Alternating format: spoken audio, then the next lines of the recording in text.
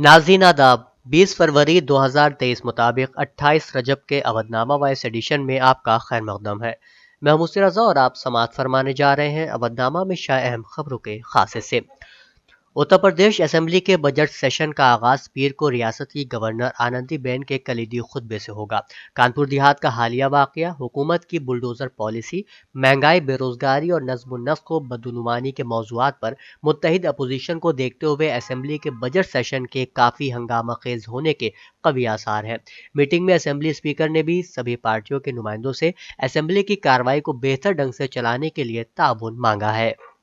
میوات کے دو نوجوانوں جنید اور ناصر کو نظر آتش کر کے قتل کرنے کے معاملے میں اہل خانہ نے اتوار کو احتجاج کیا اور ملزمان کی گرفتاری کا مطالبہ کیا۔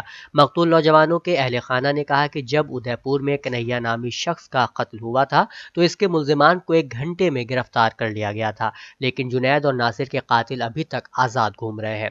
ناصر اور جنید کے چچا زاد بھائی محمد جاوید نے کہا کہ جب تک ملزمان کی گرفتاری نہیں ہو جاتی وہ دھرنے سے نہیں ہٹیں گے۔ معاملے میں راجستھان پولیس نے 6 لوگوں کو حراست میں لیا ہے اور ان سے پوچھ تاچھ جاری ہے۔ مرکزی الیکشن کمیشن کی جانب سے شیو سینا کا نام اور انتخابی نشان تیر کمان حیرت انگیز طور پر ایکناتھ شندے گروپ کو دینے کے فیصلے کے بعد پارٹی سربراہ ادھو ٹھاکرے پوری طرح سے فارم میں نظر آ رہے ہیں۔ سابق وزیر اعلیٰ ادھو ٹھاکرے نے ممبئی میں کہا کہ انہوں نے میرا کمان اور تیر چھین لیا، لیکن اب بھگوان رام میرے ساتھ ہیں۔ میں نے کل سڑک پر اتر کر تمہیں چیلنج کیا ہے کہ اگر تم میں ہمت ہے تو چوری کی کمان اور تیر لے کر آؤ، میں اپنی مشال لے کر آتا ہوں، پھر دیکھتے ہیں کیا ہوتا ہے۔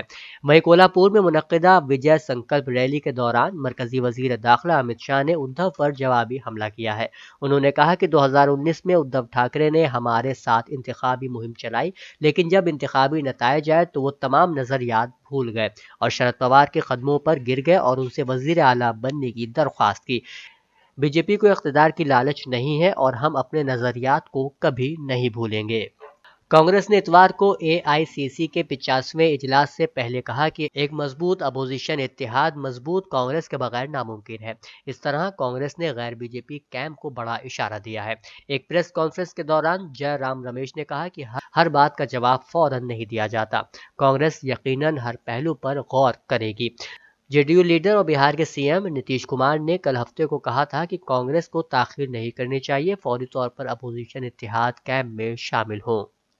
جہانما خبروں کے مطابق شام کے دارالحکومت میں اسرائیل کے میزائل حملے میں ایک عمارت مکمل طور پر تباہ ہو گئی ہے، جس کے نتیجے میں 15 افراد جاں بحق اور 10 سے زائد زخمی ہو گئے۔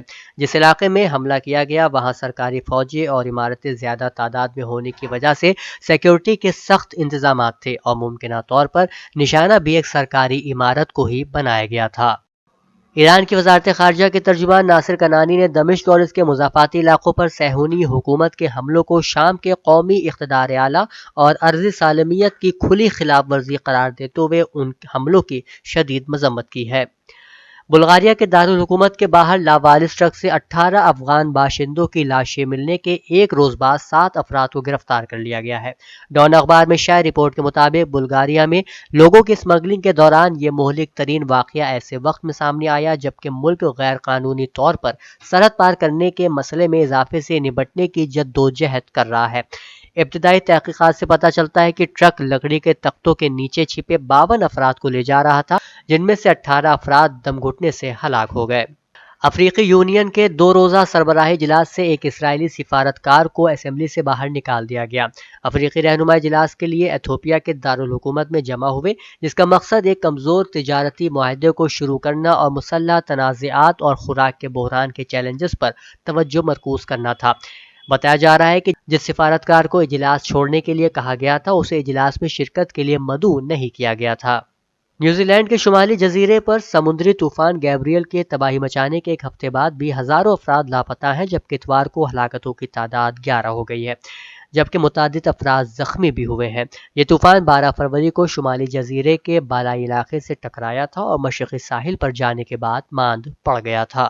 اردو فاؤنڈیشن آف انڈیا اور نجم النساء میموریل ٹرسٹ کے زیر اہتمام فخرالدین علی احمد میموریل کمیٹی لکھنؤ کے تحت عارف کیسل ہوٹل میں آل انڈیا اردو کانفرنس کا اہتمام کیا گیا، جس میں ملک کی مختلف ریاستوں اور اہم یونیورسٹیوں سے آئے پروفیسرز حضرات اور دانشوران نے شرکت کی اور اردو کی موجودہ صورتحال اور اس کی ترقی کے لیے مربوط لائحہ عمل کے تعلق سے اپنے خیالات کا اظہار کیا اور مقالات پیش کیے۔ پدم شری پروفیسر اختر الواسع نے صدارت کی اور کلیدی خطبہ صفدر امام قادری نے دیا، جبکہ نظامت کے فرائض ڈاکٹر عباس رضا نیر نے انجام دیے۔ اس کے علاوہ اظہار خیال کرنے والوں میں خصوصیت کے ساتھ پروفیسر شارف دولوی، صحافی معصوم مراد آبادی، ناقد حقانی القاسمی، پروفیسر شمس الہدیٰ دریابادی، پروفیسر خواجہ اکرام، صحافی عبد الماجد نظامی، ڈاکٹر محمد قاسم انصاری اور پروفیسر سراج اجملی وغیرہ شامل رہے۔ لکھنؤ کی سماجی تنظیم سلام لکھنؤ آئینہ ثقافت دی میرر آف کلچر سوسائٹی کی جانب سے اعزازی تقریب کا انعقاد پریس کلب میں ہوا۔ تقریب کی صدارت مولانا خالد رشید فرنگی محلی نے کی۔ اس موقع پر یادگاری نشان اور توصیفی سند دے کر نمایاں خدمات انجام دے رہے حضرات کو فخر اودھ اعزاز سے نوازا گیا۔ اتوار کو سماجوادی پارٹی کے دفتر میں لیجسلیٹر پارٹی کی میٹنگ ہوئی۔ شیوپال سنگھ یادو نے تقریباً 7 سال بعد اس میٹنگ میں شرکت کی۔ انہوں نے ایم ایل اے سے کہا کہ اب وہ زندگی بھر سماجوادی پارٹی کے لیے کام کریں گے۔ اس دوران انہوں نے یہ بھی ہدایت دی کہ کوئی بھی لیڈر رام چرت مانس پر بیان نہیں دے گا۔ یو پی کے نائب وزیر اعلیٰ کیشو پرساد موریہ نے ریاست میں بلاک سطح پر ذات پات کی مردم شماری کرنے کے لیے ایس پی کی مہم کو نشانہ بنایا۔ انہوں نے کہا کہ ایس پی 2024 کے لوک سبھا انتخابات کے فائدے کے لیے صرف دکھاوا کر رہی ہے۔ جب وہ حکومت میں تھے تو انہوں نے کچھ نہیں کیا۔ انہوں نے طنزیہ انداز میں ٹویٹ کیا کہ سماجوادی پارٹی کی ذات پات کی مردم شماری کی بات صرف منافقت ہے۔ اودھ نامہ میں شائع مضامین کو مکمل طور پر پڑھنے کے لیے اودھ نامہ کی ویب سائٹ www.awadhnama.com پر وزٹ کریں اور ای پیپر پر کلک کریں۔